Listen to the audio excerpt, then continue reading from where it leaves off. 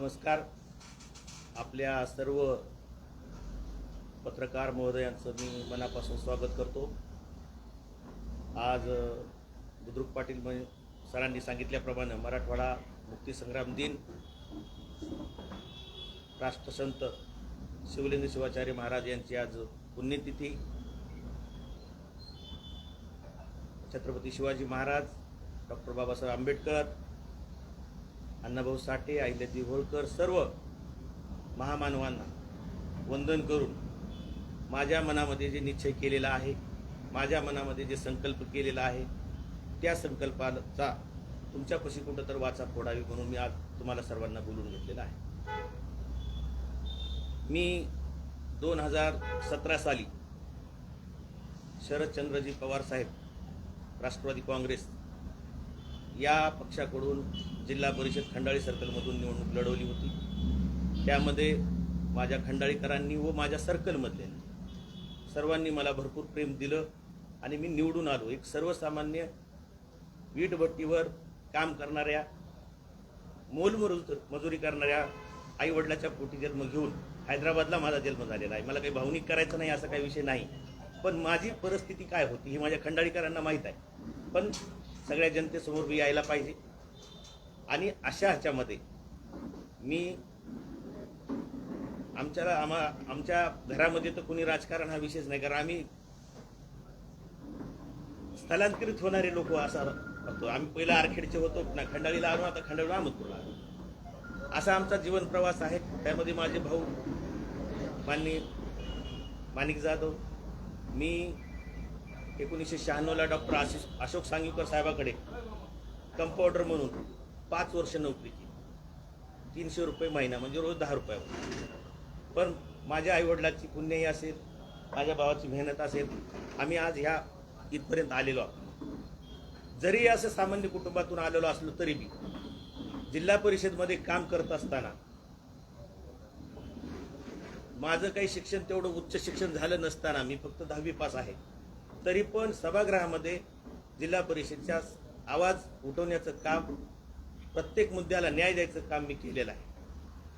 आणि ह्याची प्रचिती जिल्हा परिषदमध्ये तुम्ही घेऊ शकता, विचारू शकता की प्रत्येक 3 महिन्याला जर जीबी लागली तर त्या जनरल बॉडीमध्ये फक्त माधव जाधवच्या नावावरच जीबी जास्त चालायची.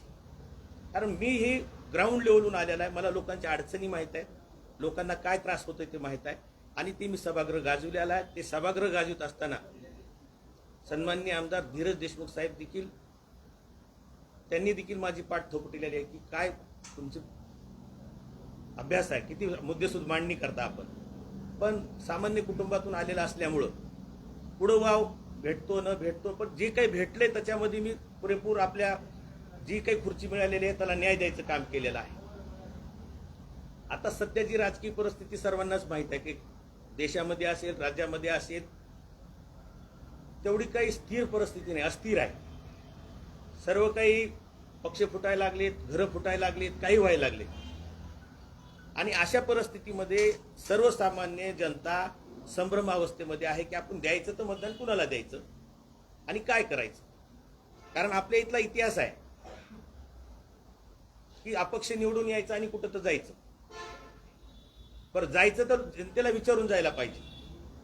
ही न करता लोकांना विश्वासात न घेता, लोकांचे बऱ्याचदा विश्वासघात झालेले आहेत. लोकांना नवीन चेहरा पाहिजे होता. सर्व जाती धर्मातून 18 पगड मधून मला सांगणं येत होतं की माधवराव काहीतरी बघा, निर्णय घ्या, तुमच्याकडं आशेने बघतेत लोक.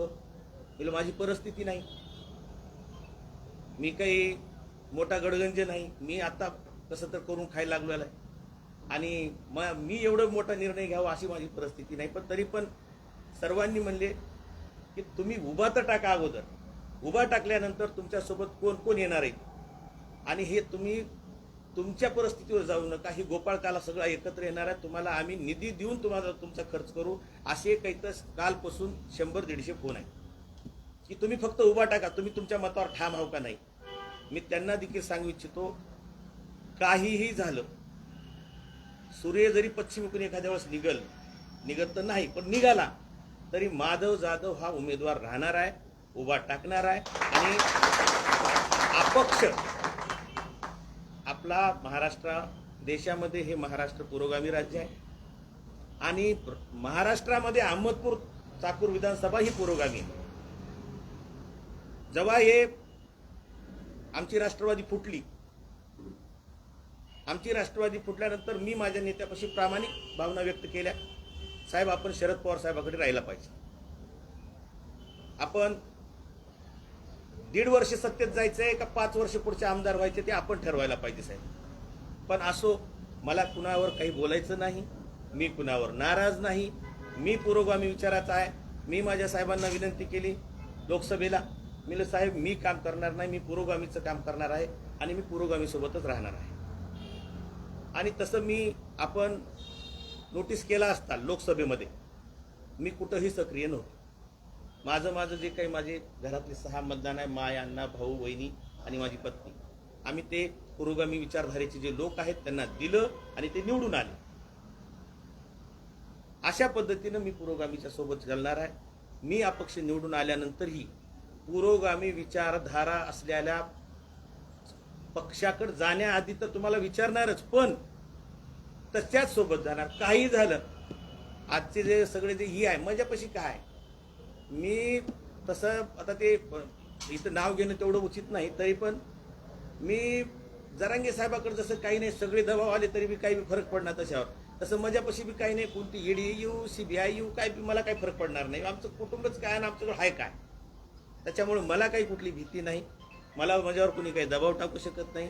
मी पुरोगामी सोबतच राहणार आहे आणि मी सर्वसामान्य जनतेला 18 पगड जाती धर्माला घेऊन मी अपक्ष उमेदवार म्हणून जेव्हाही निवडणुका जाहीर होतील त्यातल्या लवकर, म्हणजे पहिला दिवस असेल, दुसरा दिवस असेल, त्या दिवशी मी फॉर्म दाखल करणार आहे आणि मी निवडणूक लढणार आणि ही सर्व जनतेचे प्रश्न कसे मार्गी लावले जातील हे मी ह्याचं गांभीर्यपूर्वक त्याच्यावर मी काम करणार आहे. जिल्हा परिषदमध्ये काम करीत असताना, एवढ्या सामान्य कुटुंबातून आलेला असताना देखील लोक आज लोकप्रतिनिधीकडे लोक काय बघू लागले. एकाही सरपंचानं माझ्या सर्कलमधल्या धसवाडीपासून ते इकडे सिंदगीपर्यंत कोणत्याही सरपंचानं म्हणाव, कोणत्या कार्यकर्त्यानं म्हणाव की माधव जाधवला हे निधी मिळवण्यासाठी कधी 2 रुपये कमिशन दिले. हालाकी माझी परिस्थिती तेवढी ही नसताना, चांगली नसताना देखील मी कधी पैशाचा हाव केला नाही. ही जी काही वैभव आम्ही काही असेल आमचं शून्यातून विश्व, ह्याला सर्वस्व माझा माणिक भाऊ, माझा भाऊ जवळ, म्हणजे कसं आहे सर्व भाऊ करते.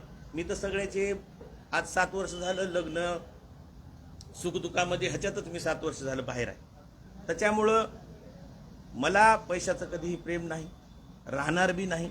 आणि कार्यकर्ता कसा जपला पाहिजे, कार्यकर्त्याच्या भावना ओळखल्या कशा पाहिजे ही जाण मला आहे. कारण मी खालून वरी आलेला आहे, मी एकदम शून्यातून वरी आलेला आहे. मला त्याची जाण आहे. कार्यकर्त्याला माझ्यापाशी न्याय मिळणार आहे आणि जे कार्यकर्ते आहेत ते कार्यकर्ते आता ते काय मला फोन करायले तर मी आमदार थोडं तुम्हीच होणार, माझ्या एवढा सहज उपलब्ध होणारा माणूस कोण भेटणार आहे यांना. माझ्या 2017 ते 22 मध्ये इथं जे आपले जिल्हा परिषद सदस्य होते सगळ्यात जर उपलब्ध राहणारा जर जिल्हा परिषद सदस्य कोण असेल तर मी होते.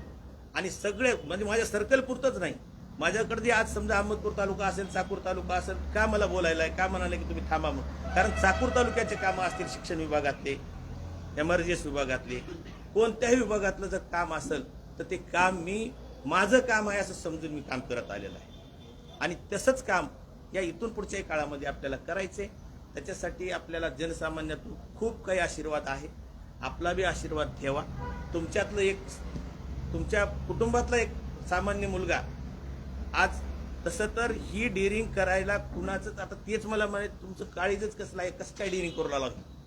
पण ही माझी डेअरिंग नाही, ही जनतेची डेअरिंग आहे. जनतेच्या भरोश्यावर उभा टाकूला आणि जनता काय आहे ते त्याचा मला मतदान रूपी आशीर्वाद देऊन मला मतदान देणार आहेत, आशीर्वाद देणार आहेत ही मला खात्री आहे.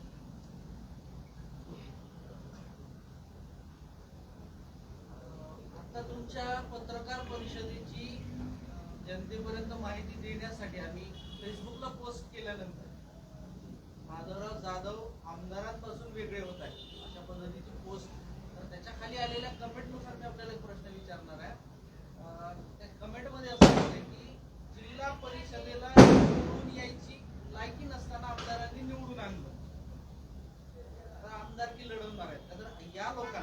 अशा पद्धतीच्या कमेंट करतात, यांना तुम्ही काय उत्तर देणार आहात? माझी लायकी काय आहे काय नाही आदरणीय साहेबांना माहीत आहे. आदरणीय साहेबांचं माझं कसलंच काहीच नाही. आदरणीय मी आज सकाळी देखील अविनाश भैयाला फोनवर बोलून सांगितलं, भैया मी आज उमेदवारी जाहीर करू लागलो. माझे आणि त्यांच्या कुटुंबाचे अगदीच जे पहिले संबंध आहेत तेच राहणार आहेत. त्याच्यामध्ये काही हे नाही. आता बोलणारे बोलत राहणार आहेत. बोलणारे तर मला असंही म्हणाले की आपण कुणाचे तर मतं खायला उभा टाकू लाव का, कुणी तुम्हाला उभा करू आलंय का. त्यांना स्पष्ट सांगितलं, ते पटत नाही लोकांना. शब्द घ्यावा लागायला मला की बाबा मला कुणी उभा करणार झालंय ना, मला कुणाचे मतं खायचे आहेत. मला जनता उभा करू आली आहे आणि जनतेच्या मनात मी आहे. जनता जे करेल ते करील. हे जे करणार आहेत हे कमेंट, त्यांना माझ्याकडं सबसे बड़ा हथियार क्या होता है तो मौन रहता है. मौन हीच हत्याला ही आहे. आणि त्यांना ज्या दिवशी निकाल लागेल त्या दिवशी कळलं जिल्हा परिषद. त्याच्यावर एक मला थोडंसं इतिहासात जातो. मागे एक 99ला एक आमदार झाले, त्याला असंच म्हणले होते हे काय ढाळेगाव काळेगावचं इलेक्शन नाही रे, आले होते निवडून ते. आणि ते खंडाळीचे जिल्हा परिषद सदस्य होते. मी बी खंडाळीचा जिल्हा परिषद सदस्य आहे. खंडाळी भूमी पावनभूमी आलमप्रभू महाराजाची भूमी आहे. तिथून मी जिल्हा परिषद सदस्य झालोय. आणि ह्या वेळेस आमदार होण्याचे जनतेनं ठरवले माझ्यापेक्षा जास्त. त्यांनी मागं लागलेत, तुम्ही उभा टाका, फक्त तुम्ही ठाम राहा. त्याच्यामुळे त्यांच्यावर काही जास्त बोलत बसायचं नाही. आपल्याला कुणाला आपला आरोप कुणावर नाही, आपण कुणावर नाराज नाव. आपण आपलं जनतेच्या सूचनेनुसार आपलं नशीब जनतेमध्ये चालव बघू. पण माझं राव त्यांचं काम होतं, त्यांनी मित्रमंडळाच्या माध्यमातून तुमचा मतदारसंघ बांधला होता, नागपूर आणि अहमदपूर. तर तुम्ही तर तसा काही प्रयत्न करता, एक फक्त जिल्हा परिषद मतदारसंघाच्या आधारावर एवढा मोठा विधानसभा मतदारसंघ तुम्हाला काबीज होईल असा विश्वास वाटते का? सरांचं एकदम करेक्ट आहे. सर, मी ही जेव्हा पाऊल उचललाय, गेली 7 वर्ष झालं तेच करतोय मी. लोकांच्या गाठी भेटी घेणं आणि लोकांमधून काय रिस्पॉन्स येणं. आता माझं नाव कुणाला काही अपरिचित नाही. माधव जाधव हे नाव सगळ्यालाच माहिती आहे. मी सगळ्याचीच कामं केलेली आहेत. ठीक आहे, मित्रमंडळ स्थापन केलं नव्हतं, करणारही नव्हतो, पण काही घटना हे आता कसं आहे सर, त्याच्यामध्ये न जाता मी 7 वर्ष लोकांचं काम केलेलं आहे. लोक ठरवतील, जनता ठरवेल, मायबाप जनता की त्यांना काय पसंत आहे. माधवजी, आपण सकल मराठा समाजाची उमेदवारी मागणार आहे. मी सकल मराठाचा समाजाचं जे आता आंदोलन चालू आहे, गरजवंतांना आरक्षण पाहिजे म्हणून लढा चालू आहे. मी ह्याच्यामध्ये असा म्हणणार आहे तशातला तर मी गरजवंतच आहे. आणि माझ्यासारखे प्रत्येक समाजामध्ये गरजवंत आहेत. आणि त्या गरजवंताचा उमेदवार मी आहे. त्याच्यामुळं एका समाजाचा न राहता मी 18 पगड जाती धर्मासोबत राहणार आहे. माझी उमेदवारी ही सगळ्यांमधून आलेली आहे. असं म्हणजे एक लेबल मला नाही. एक प्रश्न असा आहे की अहमदपूर चाकूर विधानसभा मतदारसंघामध्ये मुस्लिम समाजाला एक सेक्युलर आमदार हवा असं वाटत असतं प्रत्येक वेळेस. तर भाजप सोडून किंवा भाजपचे कॅन्डिडेट सोडून मुस्लिम मतदान करतात. तर बघितलं तर विनायकराव पाटील साहेब भाजपमधून आलेले आहेत, खंदाडे साहेब भाजपमध्ये आहेत, बाबासाहेब पाटील सहयोगी मित्र पक्ष आहेत. तर तुमच्याकडून जे बघण्याचा दृष्टिकोन मुस्लिम समाजाचा असणार आहे ते एक सेक्युलर म्हणून असणार आहे. तर तुम्ही ह्याबाबत काय सांगा? मी याच्याबद्दल आधी स्पष्ट केले. मी 2024ची जी लोकसभा झाली, मी पुरोगामीचं काम केले. ह्याच्यामध्येच लक्षात घ्या तुम्ही मी कोण आहे. मी कुणा स्टेजवर दिसलो का तुम्हाला 2014 मध्ये? अजिबात. सॉरी 24 मध्ये नाही. मी पुरोगामीचं काम केलं, मी पुरोगामी राहणार आहे. मुस्लिम समाजासाठी काय आपल्याकडे? मी पर्याय दिलाय आणि त्याच्यामध्ये त्यांनीहून पर्याय मागितलाय. त्यांनीहून मला उत्स्फूर्त प्रतिसाद देऊ लागले, तुम्ही थांबा, तुम्हाला काय करायचंय. आता हे सगळे विषय येतातच. ताकद आहे का, तयारी आहे का, ही आहे का, ती आहे का, बघू म्हणलं. जे व्हायचे ते होणार आहे. ते म्हणजे तुम्ही थांबा, ताकदी आम्ही आणता कुठून आणायच्या तिथले, तुम्ही फक्त थांबण्यावर ठाम राहा. हे असं मला सगळ्याचं म्हणणं आहे. तशानुसार मी थांबण्यावर ठाम आहे. बाकी जे संकट येतील समोर त्याच्या माझ्यासमोर एक 100-200 ढाली आहेत, दुसऱ्याच माझी काही गरज लागणार नाही त्याला. बरं, एक दुसरा एक विषय असा आहे तुम्ही सांगितलं की माझ्या मागे 100-200 ढाली आहेत. पुढे ऐका माझ्या ढाली आहेत, तुमच्यासाठी 100-200 ढाली आहेत. या 100-200 ढालीमध्ये अहमदपूर तालुक्यातील, अहमदपूर मतदारसंघातील असा कोणता लोकप्रतिनिधी आहे का जो स्वतः पुढे येत नाही पण तुम्हाला पुढे करतो? असा लोकप्रतिनिधी कुणी नाही. आणि मला कुणी पुढे करायसाठी मी काही चमच्यानं दूध पित नाही. माझी इच्छाशक्ती आहे. माझ्या जनतेची माझ्याकडे आलेल्या भावना आहेत. माझी मित्र कंपनी आहे आणि मी हे जे माझा जे जनसंपर्क आहे त्याच्यातून मी उभा टाकू लागला. कुणाला पाडण्यासाठी आणि कुणाचे मतं खाण्यासाठी उभा टाकणं झाला. कुणी मला काही भावला नाही. मी कुणाचा, मी माझ्या मनानं उभा टाकायलोय.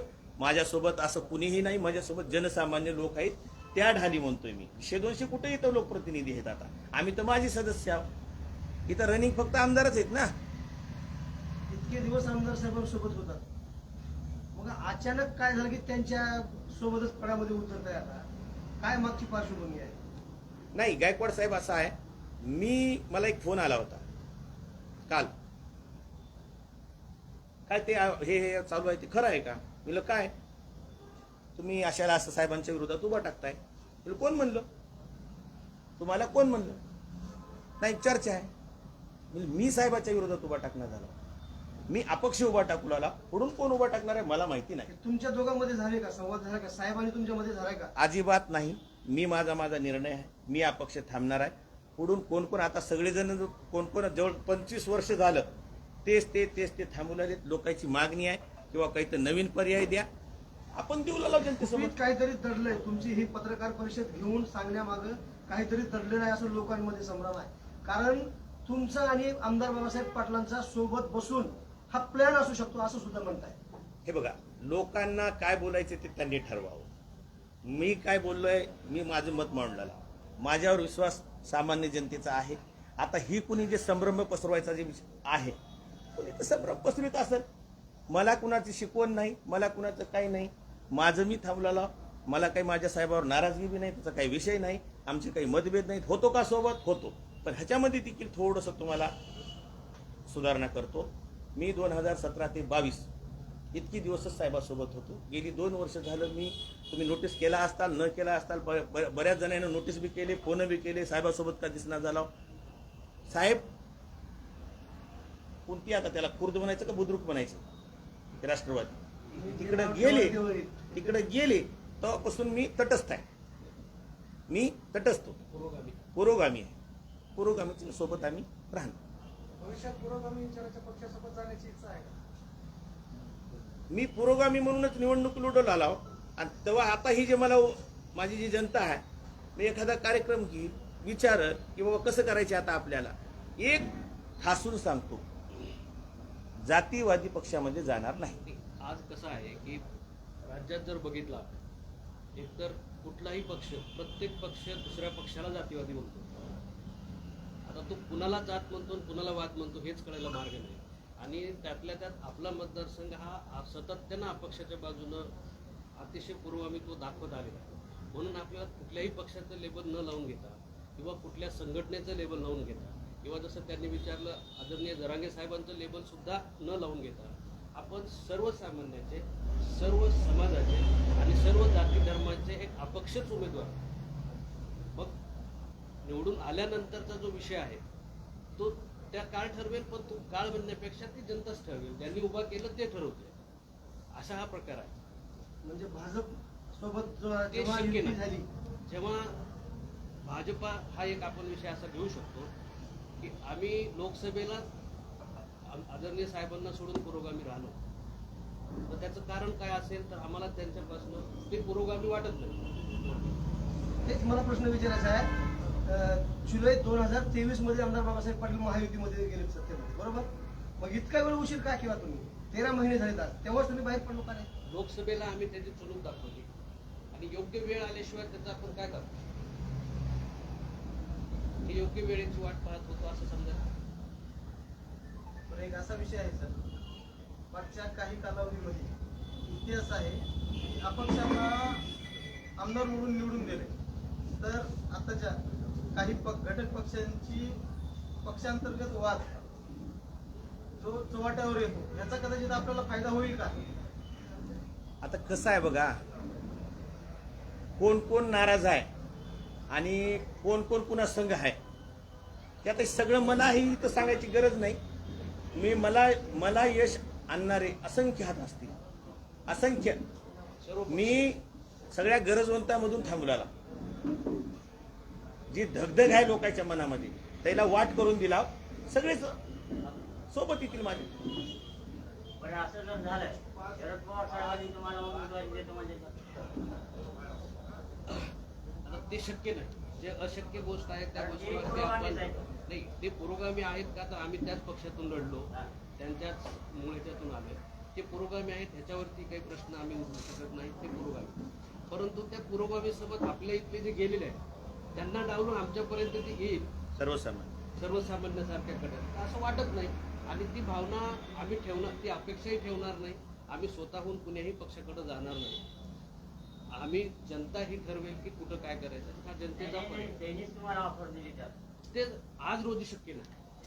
कारण काय माधवराव ज्या याच्यातून येतात ते त्या प्रस्थापित जे पुढारी आहेत सर्व त्यांचा बेस आहे. सर आज आमची भावना, बेसच निघून जाईल. आम्ही जो काही या म्हणजे आणखी एक तुम्हाला म्हणतो की आम्ही जो काही या मतदारसंघाचा अभ्यास केला घरी करून भावाला, जेव्हा आम्ही जन्मलो नव्हतो, जवळ 85 पासूनचा जर काळ बघितला, आज जर आम्ही कुणाला नाव ठेवत असू तर आम्ही कुणाला आदर्श मानतो हे पण यावेळेला सांगणं गरजेचं. आमचं असं मत आहे की आम्हाला एक सर्वसामान्याचा आमदार कसा असतो आणि आमदार झाल्यासही तो सर्वसामान्य कसा राहतो हा लोकांना दाखवून द्यायचा आहे. हे जनतेला दाखवायचे. हे जनतेला एक सुंदरसं उदाहरण म्हणलं तर स्वर्गीय गणपतरावजी देशमुख अख्ख्या महाराष्ट्राने नाही अख्ख्या भारताने एक सर्वसामान्याचा आमदार कसा असतो हे त्यांचं पाहिलं. काही गोष्टी बाजूला ठेवल्या तर आजचे बच्चू कडू त्यांचे काही विचार आपण जर बाजूला ठेवले तर त्यांनी दाखवले जनतेला की सर्वसामान्य आमदार सर्वसामान्याचा जेव्हा आमदार होतो आणि तो सर्वसामान्य आमदार म्हणून कसा वागतो. आपल्या मतदारसंघापुरतं बोलायचं झालं तर 85ला जे ॲडव्होकेट रामचंद्ररावजी पाटील साहेब निवडून आले. आज आम्ही लहान होतो पण आम्ही आमच्या आई वडिलांच्या आणि पूर्वजांच्या तोंडून ऐकून आम्ही बघितलं की ते कसे मंत्री होते. आजच्या काही जनतेतल्या पिढीला माहीत सुद्धा नाही की ते मंत्री होते. तसं एक आमदार कसा असतो सर्वसामान्यांचा.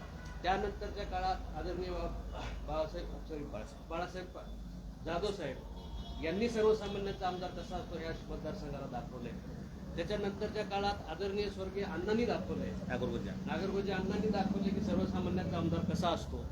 हे आम्ही थोडंसं जवळून पाहिलंय, त्याचा अभ्यास केलाय. पण त्यानंतर सर्वसामान्य फक्त म्हणायचं आणि सर्वसामान्य कसं राहायचं हा जो काही बदल आहे तो आम्ही दाखवण्याचा आमचा मानस आहे. त्याला जनता किती साथ देते ते वरतला ईश्वर आणि जनतेतला ईश्वर ह्या यांच्यावरती अवलंबून आहे. आज रोजी आम्ही दोघ्या भावांचे एक सवय मत.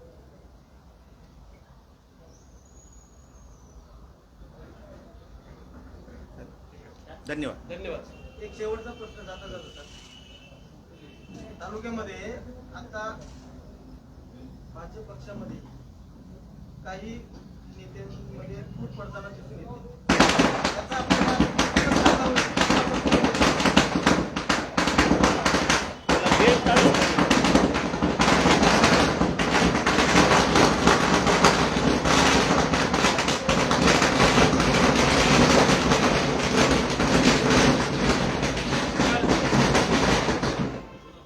त्यांच्या प्रश्नाचं उत्तर द्या साहेब. शेवटचा एक आपला प्रश्न राहिला सर. हो, की वेळ हे औषध आहे त्याचं. वेळेवर काय काय बदल होतील, कोण कोण येतील, मी तर तुम्हाला तेच सांगतोय की असंख्य हात राहतील माझ्या यशामाग. धन्यवाद.